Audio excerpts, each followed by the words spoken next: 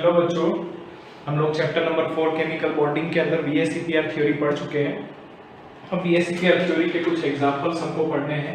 पहला जो एग्जांपल है इट इज ऑफ PCl5। तो यहाँ पर सेंट्रल एटम जो है वो फॉस्फोरस है, उसका ग्राउंड स्टेट कॉन्फ़िगरेशन लिखने का मैं ट्राई करूँ तो ग्राउंड स्टेट कॉन्फ़िगरेशन हो जाएगा argon complete 3s2 3p argon complete sorry neon complete 3s2 3p3। अगर ऑर्बिटल पिक्चर ड्रॉ करूं तो वो कुछ हिस्सा दिखेगा, ये 3s हो गई और यहाँ पर आपके पास 3p हो गई। 3d ऑर्बिटल खाली रहेगी बट फिर भी मैं ड्रॉ कर रहा हूँ यहाँ पर, रीजन बाद में समझ में आएगा। ये हो गई आपकी 3d, ये हो गई 3p और ये हो गई 3s। 3s के अंदर 2 इलेक्ट्रॉन्स है और 3p के अंदर 3 इलेक्ट्रॉन्स है, तो कॉन्फ़िगरेशन कुछ इस टाइप का दिखेगा। अब इसी फास्फोरस को जब कुछ एनर्जी मिलेगी तो ये एक्साइटेड स्टेट में चला जाएगा। जब ये एक्साइटेड स्टेट में जाएगा तब ये s इलेक्ट्रॉन इधर d के अंदर चला जाएगा। अब आप बोलोगे कि सर 3p के कोई इलेक्ट्रॉन क्यों नहीं गए? तो 3p के इलेक्ट्रॉन नहीं जाएंगे क्योंकि वो सिंगली ऑक्यूपाइड है।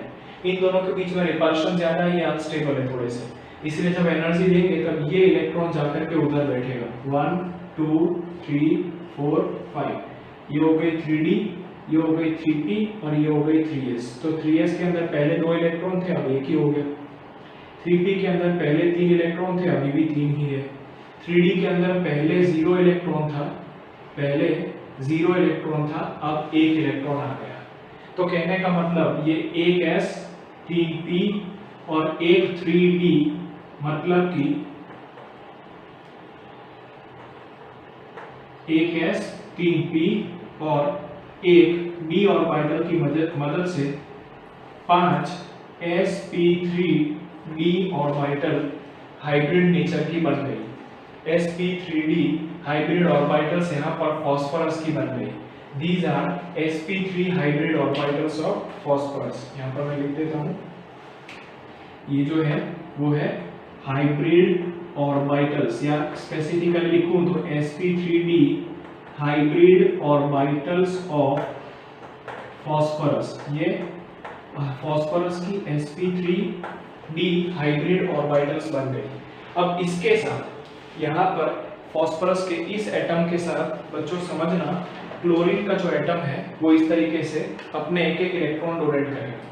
तो मॉलिक्यूल ऑफ PCl5 कैसा दिखेगा? तो PCl5 का कंस्ट्रक्शन अगर मैं लिखने का ट्राई करूं तो इसके अंदर इस तरीके से 3s है, इसके अंदर इस तरीके से 3p है और इस तरीके से 3d है।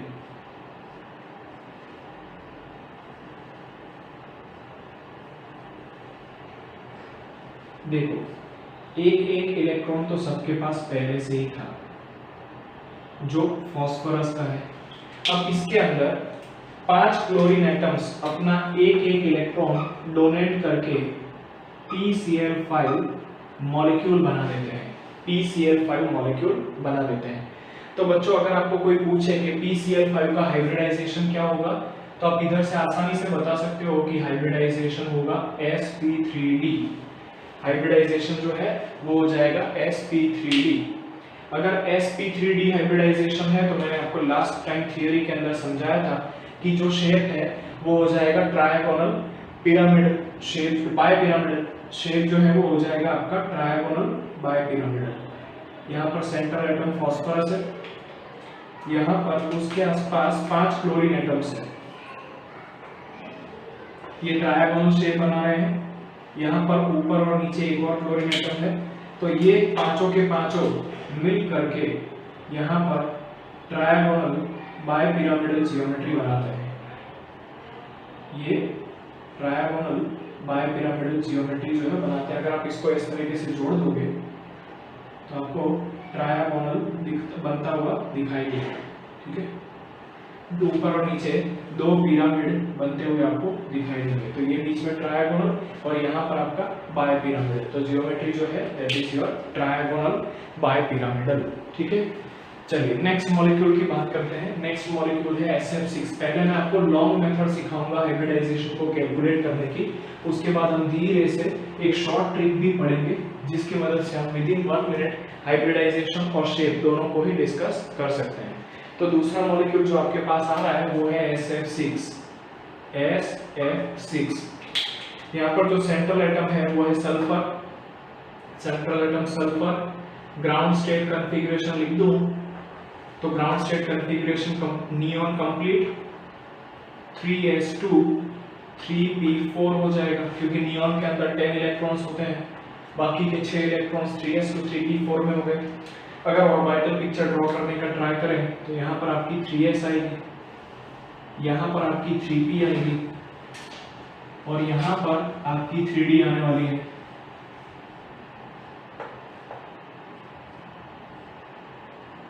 ये 3s, ये 3p और ये 3d, ठीक है। 3s2 मतलब s के अंदर 2 इलेक्ट्रॉन्स, 3p4 मतलब एक इलेक्ट्रॉन सिंगली ऑक्यूपाइड कर दो पहले, चौथा इलेक्ट्रॉन इस तरीके से पेयर्ड अप है। ये सल्फर के ग्राउंड स्टेट कॉन्फ़िगरेशन की बात हो गई। अगर यही सल्फर एक्साइटेड स्टेट में चला जाता है, अगर यही सल्फर एक्साइटेड स्टेट में चला जाता है तो जो कॉन्फ़िगरेशन होगा वो कुछ इस तरीके से दिखेगा। ये 3s, ये 3p और यहाँ पर आपके पास आ जाएगी 3d। 3s 3p और इस तरीके से आपके पास नई वाली ऑर्बिटल आ जाएगी 3d। 3s 3p और 3d। तो बच्चों जब इसको एक्साइटेड में कन्वर्ट करेंगे तब क्या होगा, ये दोनों ही इलेक्ट्रॉन अनस्टेबल है, तो एक इलेक्ट्रॉन इधर जाएगा और एक इलेक्ट्रॉन इधर जाएगा जब एक्साइटेड में होगा तब।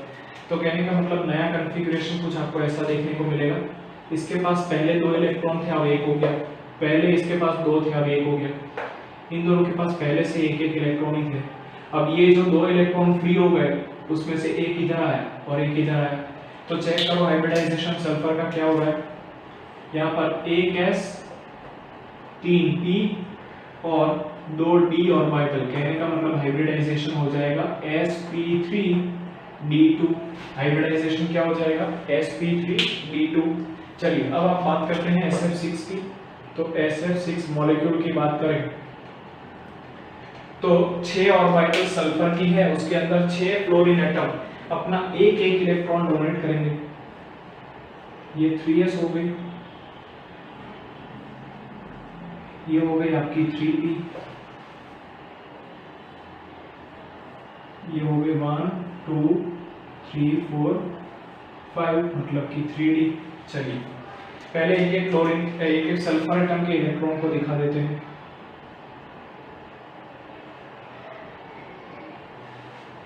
अब यहाँ पर आपके पास 6 फ्लोरीन एक इलेक्ट्रॉन डोनेट कर रहे हैं, तो उनके इलेक्ट्रॉन को डाउन स्पिन से दिखा दीजिए, ठीक है। तो इस तरीके से SF6 मॉलिक्यूल बन जाएगा। अगर आपको कोई पूछे कि हाइब्रिडाइजेशन क्या होगा, तो हाइब्रिडाइजेशन यहाँ से समझ में आ रहा है कि sp3d2 हाइब्रिडाइजेशन होगा। SF6 के अंदर हाइब्रिडाइजेशन क्या होगा, sp3d2। अब sp3d2 है हाइब्रिडाइजेशन, तो लास्ट टाइम की थियरी के हिसाब से शेप जो है वो ऑक्टाहेड्रल हो जाएगा। शेप जो है वो कैसा हो जाएगा, ऑक्टाहेड्रल।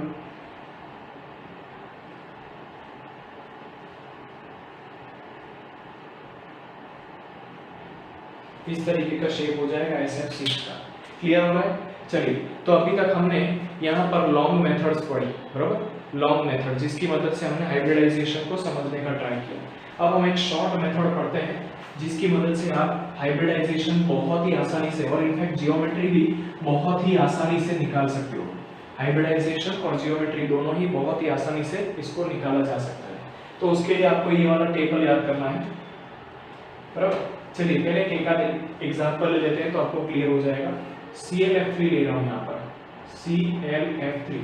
तो इसके अंदर आपको प्रीवियस मेथड पर से टोटल पेयर्स निकाल लेना है। टोटल पेयर्स निकालना आता ही होगा। टोटल पेयर्स का फॉर्मूला क्या होता है, नंबर ऑफ, टोटल पेयर्स का फॉर्मूला है number of valence electrons around central atom. Number of valence electrons around central atom, around central atom plus bond pairs या number of surrounding atoms, number of surrounding atoms divided by 2। तो यहाँ पर number of valence electrons in central atom, chlorine central atom है, valence electrons हो जाएंगे 7। Number of surrounding atoms, इस chlorine के आसपास 3 फ्लोरीन एटम सराउंडिंग है, तो 7 + 3 डिवाइडेड बाय 2 हो जाएगा। कहने का मतलब आंसर आएगा 10/2 दैट इज 5। तो यहाँ पर आपके पास टोटल पेयर्स 5 है, टोटल पेयर्स जो है वो 5 है। अब टोटल पेयर निकाल लो, उसके बाद इस टेबल को याद रखो, यहाँ पर लिखो टोटल पेयर और यहाँ पर लिखो हाइब्रिडाइजेशन। ये एक शॉर्ट ट्रिक मैं आपको बता रहा हूँ जिसकी मदद से आप अगर 1 मार्क के अंदर हाइब्रिडाइजेशन आपको पूछा है, अगर 1 मार्क के अंदर हाइब्रिडाइजेशन पूछा है तो उसको आप बहुत ही आसानी से बता सकते हो। तो देखिए टोटल पेयर्स आपकी कहाँ से कहाँ तक हो सकती है, मिनिमम टोटल पेयर्स हो सकती है 2, देन 3, 4, 5, 6 और रेयर पॉसिबिलिटी है 7। ठीक है, अगर 2 टोटल पेयर्स है तो हाइब्रिडाइजेशन हो जाएगा sp, 3 है तो sp2, 4 है तो sp3, 5 है तो sp3b, 6 है तो sp3b2, 7 है तो sp3b3। बराबर, ये आपको हाइब्रिडाइजेशन मिल गया। अब आप बोलोगे सर शेप, तो बच्चों देखो आपने टोटल पेयर निकाल लिए, बराबर। टोटल पेयर पर से आप बॉन्डिंग पेयर और लोन पेयर को अलग कर दो, यहाँ पर बॉन्डिंग पेयर और लोन पेयर अलग कर दो। बॉन्डिंग पेयर कितनी हो जाएगी 3, लोन पेयर कितनी हो जाएगी 0, बराबर। बॉन्डिंग पेयर 3 और लोन पेयर जो है वो 0 हो जाएगी, सॉरी लोन पेयर जो है वो total pair minus bonding pair के हिसाब से 5 - 3 दैट इज 2 हो जाएगी। तो 3 बॉन्ड पेयर और 2 लोन पेयर, तो शेप कौन सा हो जाएगा बच्चों, शेप हो जाएगा आपका टी शेप, है कि नहीं।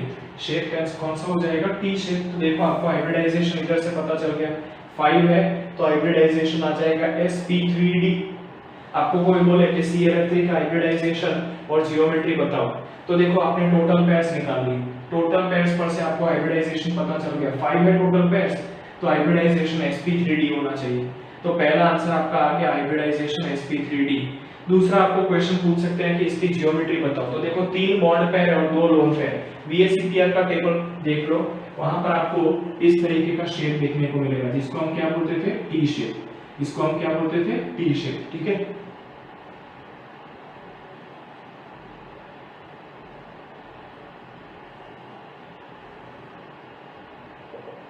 ये हो गया आपके 2 लोन पेयर्स, 3 बॉन्ड पेयर्स, तो शेप हो गया टी शेप। ठीक है, तो यहाँ पर आपने आसानी से जियोमेट्री और हाइब्रिडाइजेशन का पता लगा लिया। ठीक है, चलिए नेक्स्ट मॉलिक्यूल देखते हैं, नेक्स्ट मॉलिक्यूल क्या दिया हुआ है।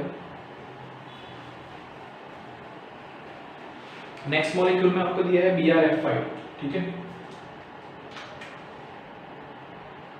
BrF5, तो number of valence electrons around central atom, यहाँ पर सेंट्रल एटम कौन है तो ब्रोमीन है, उसके वैलेंस इलेक्ट्रॉन्स कितने हैं तो उसके वैलेंस इलेक्ट्रॉन्स 7 है।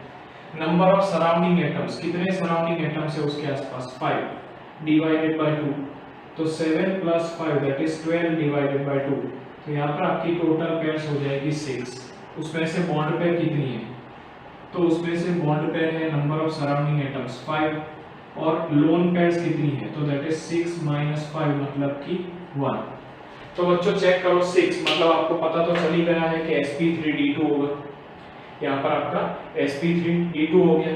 और यहाँ पर बॉन्ड पेयर 5 है, लोन पेयर 1 है। VSEPR टेबल पर से आप बहुत आसानी से पता लगा सकते हो कि इसका जियोमेट्री कौन सा हो जाएगा। क्लियर हो रहा है कि नहीं, बराबर। इसका जियोमेट्री जो है वो ऑक्टाहेड्रल हो जाएगा। जियोमेट्री 5 बॉन्ड पेयर है, लोन पेयर 1 है, तो जियोमेट्री ऑक्टाहेड्रल हो जाएगा, जो मैंने आपको प्रीवियस केस में पढ़ाया हुआ ही है। एक और एग्जांपल लेते हैं जो है xenon F6, xenon F6 xenon hexafluoride. xenon के अंदर सराउंडिंग वैलेंस इलेक्ट्रॉन्स कितने हो जाएंगे, तो क्योंकि वो आइडियल गैस है valence electrons 8, surrounding atoms 6 divided by 2, तो 8 + 6 डिवाइडेड बाय 2 मतलब 14/2 मतलब 7। अच्छा, अब इसमें से बॉन्ड पेयर कितनी हो जाएगी, तो bond pair is equal to number of surrounding atoms which is equal to 6। Lone pair कितनी हो जाएगी, total pairs minus number of surrounding atoms that is 7 - 6 मतलब कि 1। तो चेक करो 7 मतलब हाइब्रिडाइजेशन sp3d3 होगा, और शेप आपको पता चल जाएगा C6 और 1 है मतलब डिस्टॉर्टेड ऑक्टाहेड्रल शेप होगा, डिस्टॉर्टेड ऑक्टाहेड्रल शेप। क्लियर है बच्चों? तो देखो आपको इस मेथड की मदद से बहुत ही आसानी से खाली एक टेबल याद करना है और आपको हाइब्रिडाइजेशन और जियोमेट्री के बारे में पता चल जाएगा। यहाँ पर मैं आपको कुछ मॉलिक्यूल्स दे रहा हूँ जो आपको होमवर्क में करने हैं, उनका हाइब्रिडाइजेशन और जियोमेट्री जो है वो अपने नोटबुक में लिख करके रखना है। अगर कोई डाउट हो, नहीं समझ में आया तो मुझे आपको मीटिंग के अंदर पूछना है, ठीक है? चलिए, जो एग्जांपल के असाइनमेंट में असाइनमेंट के फॉर्म में दे रहा हूँ वो है पहला तो XCF2 ज़ेनॉन डाइफ्लोराइड, दूसरा है आपका NO3-1, तीसरा है CO3-2, xenon difluoride, NO3-1, CO3-2 और एक और चौथा ले लीजिए H2O, ठीक है? ये भी कर लीजिए।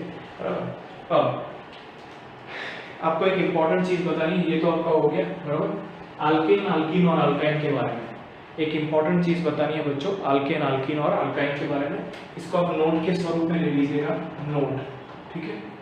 सबसे पहले हम अल्केन की बात करेंगे, फिर अल्कीन की बात करेंगे और फिर अल्काइन की बात करेंगे। तो पहले आप अल्केन ले लीजिए। अब अल्केन के अंदर आपको पता है कि हर कार्बन एटम सिग्मा बॉन्ड के साथ ही जुड़ा होता है। अगर हम अल्कीन की बात करें तो अल्कीन में कार्बन कार्बन के बीच में कम से कम एक डबल बॉन्ड होता है, और अगर हम अल्काइन की बात करें, अल्काइन की, तो अल्काइन में कार्बन और कार्बन के बीच में एक ट्रिपल बॉन्ड होता है, बाकी का सिंगल बॉन्ड होता है। अब आपको इसके अंदर सिग्मा बॉन्ड और हाइब्रिडाइजेशन बताना है, तो सिग्मा बॉन्ड गिन लो, पाई बॉन्ड गिन लो और हाइब्रिडाइजेशन बता दो, ठीक है?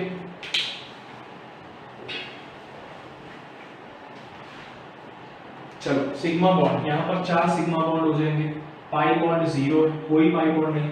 हाइब्रिडाइजेशन याद रखो बच्चों, अगर कार्बन के चारों 4 बॉन्ड सिंगल है तो हाइब्रिडाइजेशन होता है sp3 जो मीथेन में होता है ना, बिल्कुल वही।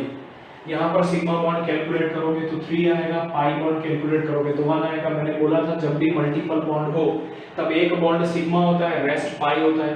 तो यहाँ पर 3 और 1, यहाँ पर हाइब्रिडाइजेशन जो है वो हो जाएगा sp2, यहाँ पर आपका हो जाएगा 2 सिग्मा बॉन्ड और 2 पाई बॉन्ड, हाइब्रिडाइजेशन हो जाएगा sp, यहाँ पर आपका हाइब्रिडाइजेशन क्या हो जाएगा sp। तो इतना चीज आपको समझ में आ रही है कि अल्केन के अंदर 4 सिग्मा बॉन्ड, 0 पाई बॉन्ड और हाइब्रिडाइजेशन sp3। अल्कीन की बात करो तो 3 सिग्मा बॉन्ड, 1 पाई बॉन्ड और हाइब्रिडाइजेशन sp2।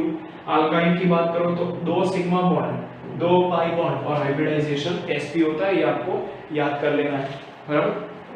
अब मैं आपको कुछ मॉलिक्यूल्स दे रहा हूँ, उसके अंदर जितने भी कार्बन एटम्स है उसका आपको हाइब्रिडाइजेशन मुझे बताना है।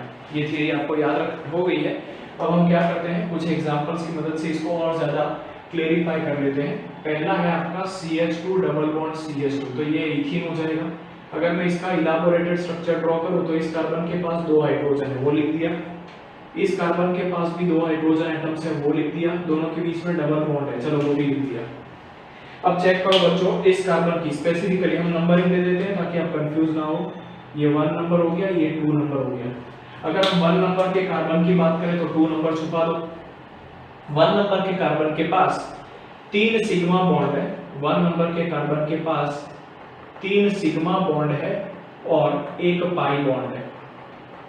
अगर 3 सिग्मा बॉन्ड और 1 पाई बॉन्ड हो तो हाइब्रिडाइजेशन क्या होता है बच्चों, sp2। मैंने अभी आपको पढ़ाया था, बराबर। इस 2 नंबर के कार्बन के पास भी वही चीज है, सिग्मा बॉन्ड 3, पाई बॉन्ड 1, तो हाइब्रिडाइजेशन क्या होगा, हाइब्रिडाइजेशन sp2, ठीक है। तो आपको कोई पूछे कि इस कंपाउंड के अंदर जो अलग-अलग कार्बन्स है उसका हाइब्रिडाइजेशन बताओ, तो आप फटाक करके बता सकते हो कि 1 नंबर के कार्बन का हाइब्रिडाइजेशन sp2 होगा, 2 नंबर के कार्बन का हाइब्रिडाइजेशन भी sp2 होगा। इससे भी शॉर्ट ट्रिक बताओ। देखो, कार्बन को छुपा दो, जिस कार्बन के ऊपर फोकस करना है उसके अलावा के सब कार्बन छुपा दो। अगर एक डबल बॉन्ड मिले तो sp2, 2 डबल बॉन्ड मिले तो sp, और एक भी डबल बॉन्ड ना मिले तो sp3। क्लियर हो रहा है? चलो एक और एग्जांपल देता हूं तो समझ में आ जाएगा। ये आपका ईथेन हो जाएगा, ठीक है। इसका स्ट्रक्चर इलाबोरेट करके लिखूं तो ये कुछ ऐसा दिखेगा।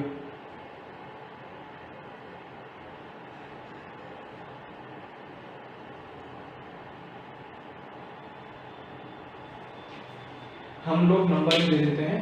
इस कार्बन को नंबर देते हैं 1, इस कार्बन को देते हैं 2। तो इस कार्बन के पास अगर आप ध्यान से देखो तो इसको छुपा दो, चारों के चारों बॉन्ड सिग्मा ही है, एक भी डबल बॉन्ड नहीं, तो sp3। इसमें भी एक भी डबल बॉन्ड नहीं, तो sp3। ठीक है, कुछ और थर्ड नंबर में आपको दिया है CH ट्रिपल बॉन्ड CH। चलिए इसका इलाबोरेट स्ट्रक्चर ड्रॉ करते हैं। सबसे पहले तो C यहाँ पर दोनों के बीच में ट्रिपल बॉन्ड है और यहाँ पर हाइड्रोजन एटम्स इस तरीके से लिखे हुए हैं। तो नंबरिंग दे दो, यहाँ पर ये 1 नंबर का कार्बन और ये 2 नंबर का कार्बन। 1 नंबर के कार्बन को चेक करो तब 2 छुपा दो। ध्यान से देखो 2 पाई बॉन्ड है और एक सिग्मा बॉन्ड है, बराबर। 2 पाई बॉन्ड है तो आपको बताया था कि hybridization without any doubt sp होगा, इसका भी hybridization without any doubt sp होगा। क्लियर हो रहा है? तो ये बात हो गई हमारे हाइब्रिडाइजेशन की। अब हम इसी चैप्टर के बहुत ही इंपॉर्टेंट थियरी जिसका नाम है मॉलिक्यूलर ऑर्बिटल थियरी उसका बात करते हैं। Molecular orbital theory.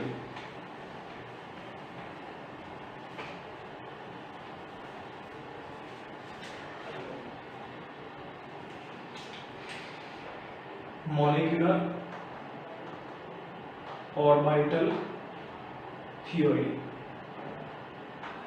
शॉर्ट में इसको बोला जाता है MOT, मॉलिक्यूलर ऑर्बिटल थियरी, या शॉर्ट में इसको बोला जाता है MOT।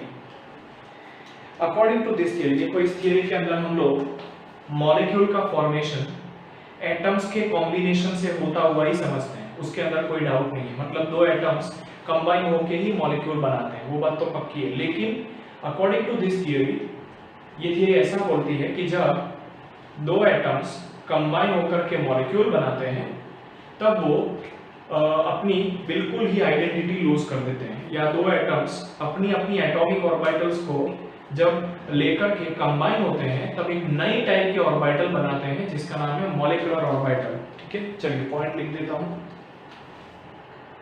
पॉइंट में क्या आएगा? पहला, according to this theory, according to the theory, when 2 atoms combine, when 2 atoms combine, in real sense their atomic orbitals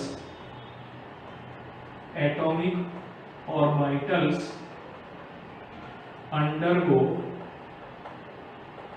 linear combination, उनकी atomic orbitals linear combination undergo करती है, मतलब एडिशन करती है और नई टाइप की एटॉमिक ऑर्बिटल्स बनाती है जिसका नाम है मॉलिक्यूलर ऑर्बिटल। तो according to this theory, when 2 atoms combine, their atomic orbitals combine and undergoes the linear combination to form new types of orbitals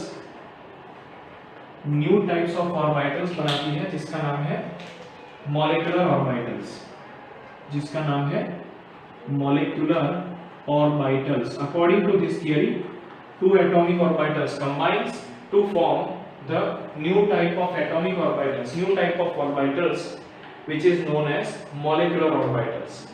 तो यहाँ पर जो लीनियर कॉम्बिनेशन है, यहाँ पर हमने पढ़ा था कि लीनियर कॉम्बिनेशन, तो linear combination of atomic orbitals, linear combination of atomic orbitals, linear combination of atomic orbitals takes place in 2 ways, takes place in 2 ways। जो लीनियर कॉम्बिनेशन है वो दो प्रकार से होता है, बराबर। पहला है आपका बॉन्डिंग मॉलिक्यूलर ऑर्बिटल, मतलब कि जब उन दोनों का 2 एटॉमिक ऑर्बिटल्स का लीनियर कॉम्बिनेशन होकर के मॉलिक्यूलर ऑर्बिटल बनती है, तब 2 टाइप की मॉलिक्यूलर ऑर्बिटल बनती है। पहला है बॉन्डिंग मॉलिक्यूलर ऑर्बिटल और दूसरा है एंटी बॉन्डिंग, दूसरा है एंटी बॉन्डिंग मॉलिक्यूलर ऑर्बिटल। वापस से समझ लीजिए क्या क्या पॉइंट्स हमने पढ़े। According to this theory, when 2 atoms combine, in real sense 2 atoms combine to form molecule, in real sense their atomic orbitals combine and they undergo the linear combination. जब दो एटम्स कंबाइन होकर molecule बनाते हैं तब real sense में उनकी atomic orbitals combine करती हैं और वो कंबाइन करके नई टाइप की ऑर्बिटल्स बनाती है जिसका नाम है मॉलिक्यूलर ऑर्बिटल्स। नई टाइप की ऑर्बिटल्स बनाती है जिसका नाम है मॉलिक्यूलर ऑर्बिटल्स। तो ये जो मॉलिक्यूलर ऑर्बिटल्स बनी है वो कैसे बनी है? Linear combination of atomic orbitals. जो linear combination of atomic orbitals से मॉलिक्यूलर ऑर्बिटल बनी है वो दो टाइप की होती है, बॉन्डिंग मॉलिक्यूलर ऑर्बिटल और एंटी बॉन्डिंग मॉलिक्यूलर ऑर्बिटल। दोनों के अंदर में से हमको सिर्फ बॉन्डिंग पढ़ लेना है, एंटी बॉन्डिंग में जस्ट उसका रिवर्स लिखेंगे। तो दोनों के अंदर किस तरीके की चीजें होती है उसको हम नेक्स्ट लेक्चर में कवर करने का ट्राई करेंगे। Thank you.